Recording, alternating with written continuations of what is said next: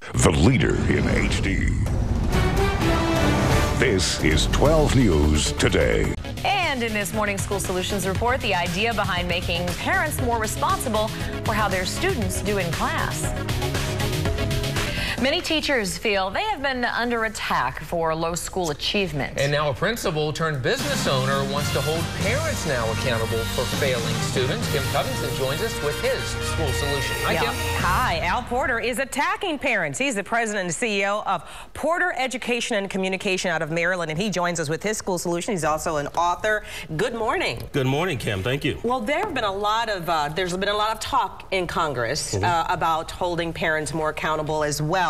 You have the Education Begins at Home Act that was enacted in 2009, and then the Bipartisan Family Engagement and Education Act is being debated in Congress right now. It works to close the minority achievement gap, and you want to go a step further than both of those. How? Well, first of all, Kim, thank you very much for the opportunity to address your audience today.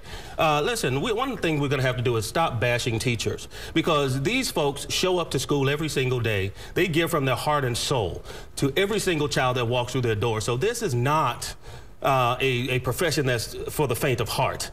Regardless of how that child shows up to school, we are putting it in every single day and doing everything that we possibly can do to mitigate the academic achievement gap and to bring to fruition the best educated children we possibly can. So we need to stop bashing teachers, but more than that, I'm interested in telling parents that I need your help. I simply can't do this all alone.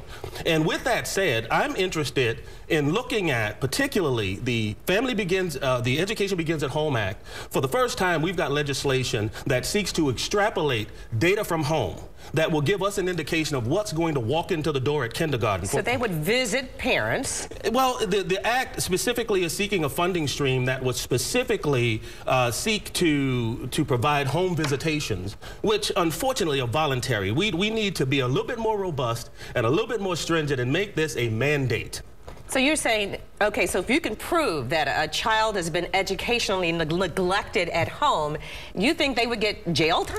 Well, that's what you had said in an article earlier. Well, absolutely. I think that certainly we're seeking to change the statutory definition of educational neglect. Right now, educational neglect really means truancy, not your child not showing up to school and these kinds of things. We want to change it statutorily so that we can elevate educational neglect to the level of child abuse and then seek some remediation. Okay, so you're talking about absenteeism, not so much failing your... We're talking about the whole gamut, Kim. Okay. Educational neglect, to take it a step further, children showing up, they're hungry, they're stealing food, they're inappropriately dressed for the weather, these kinds of things.